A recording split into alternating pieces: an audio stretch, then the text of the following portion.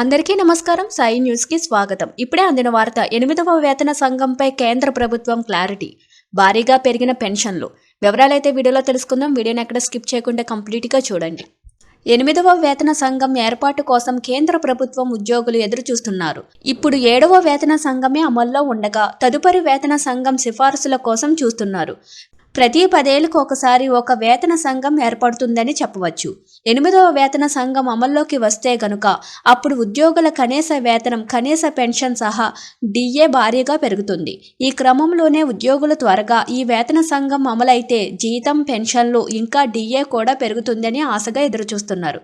ఈ క్రమంలోనే కొద్ది రోజుల నుంచి కూడా దీనిపై వార్తలు వస్తూనే ఉన్నాయి. 2026 జనవరి 1 నుంచి 8వ వేతన సంఘం అమల్లోకి వస్తుందని చర్చించుకుంటున్నారు. అంటే అందుకోసం ఇప్పటి నుంచే ప్రణాళికలు ప్రారంభించాలని, కొద్ది రోజుల్లోనే ఈ ప్రాసెస్ మొదలవుతుందన్న భావన వ్యక్తమవుతుంది. ఇదే సమయంలో వచ్చే ఏడాది కేంద్ర ప్రభుత్వం ప్రవేశపెట్టనున్న పూర్తి స్థాయి బడ్జెట్లోనే దీనిపై ప్రకటన కూడా వస్తుందని అనుకుంటున్నారు. ఈ క్రమంలోనే తాజాగా కేంద్రం దీనిపై స్పందించింది. వేతన సంఘం కొత్తది తీసుకురావాలంటే కేంద్రం ముందుగా పే కమిషన్ను నియమించాల్సి ఉంటుంది. ప్రస్తుతం కేంద్ర ప్రభుత్వ ఉద్యోగుల వేతన స్ట్రక్చర్ను రివ్యూ చేసి మార్పు చేర్పులను రికమెండ్ చేయాల్సి ఉంటుంది.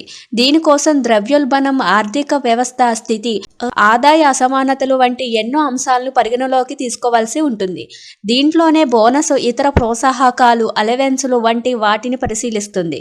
8వ వేతన సంఘం ఏర్పాటైతే 47 లక్షల మందికి పైగా కేంద్ర ప్రభుత్వ ఉద్యోగులు, 53 లక్షల మందికి పైగా పెన్షనర్లకు ప్రయోజనం చేకూరనుంది.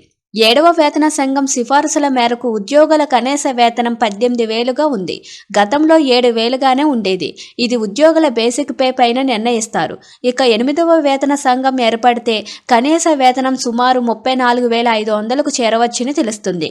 మరోవైపు కనీస పెన్షన్ ఇప్పుడు 9,000గా ఉండగా ఇది 25,000కు చేరవచ్చని అనుకుంటున్నారు.